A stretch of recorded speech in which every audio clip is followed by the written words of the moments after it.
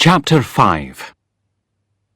As Angus awoke to find a perfect blue sky outside his window, he could almost forget about Alan McLeod and how his sons must be feeling. He lay a moment thinking about his own dad and his childhood on Harris. This train of thought was interrupted by a beep from his phone. Susie had sent a message. "Don't forget to ask your mum. Love, S." He felt a momentary flutter of nerves, but then hurried out of bed so he could ask his mum if Susie could stay before he chickened out.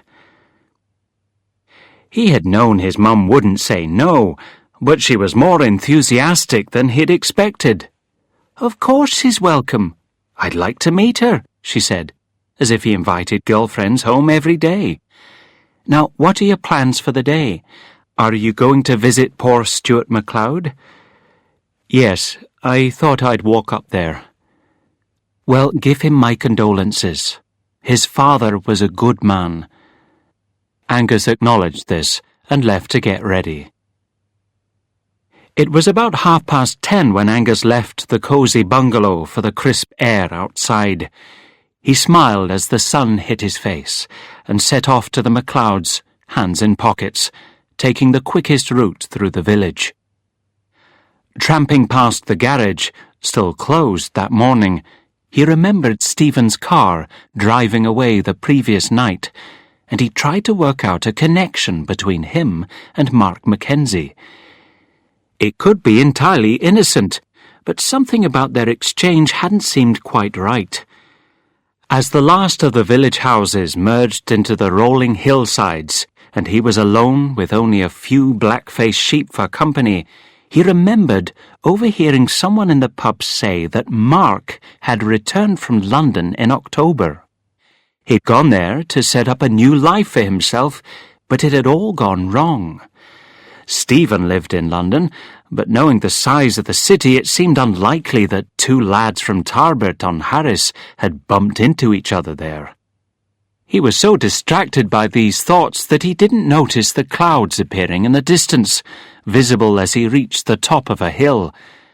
To an inexperienced observer, they looked harmless, fluffy white clouds far away, but a local would know that they heralded stormy weather.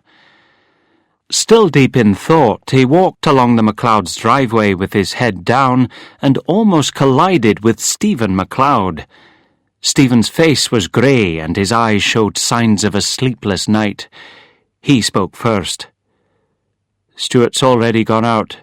Said he was heading to Pirates Cove." Angus almost smiled at this childhood name. "Thanks. I'll see if I can find him. Or do you think he wants to be alone?" No, I'm sure he'd be pleased with the company. I'll walk with you a bit of the way." Angus nodded, and the two men fell into step. After a moment, Angus spoke again. "I'm really sorry about your dad." Not knowing Stephen so well, he wasn't sure what else to add. "Thanks. I'm just glad I could be there." Angus nodded again, but was confused. Hadn't the doctor said that only Stuart was at his father's bedside? Did Stephen just mean he was glad he was at home and not in London? Stephen continued talking. "I feel bad about being away all this time. I wasn't a good son, but I intend to change that now." Angus wondered what he meant by that, but kept quiet. At the crossroads they shook hands and parted ways. Angus hurried in the direction of the small beach that they had played on as kids, hoping to find Stuart still be there. Clambering over rocks to get to the beach, he found it deserted. The sea, wild and grey, pounded on the sand and rocks. Angus shivered and noticed for the first time that the sun had disappeared and been replaced by mercury-coloured clouds. He sat down and pulled out a thermos of tea and a squashed sandwich.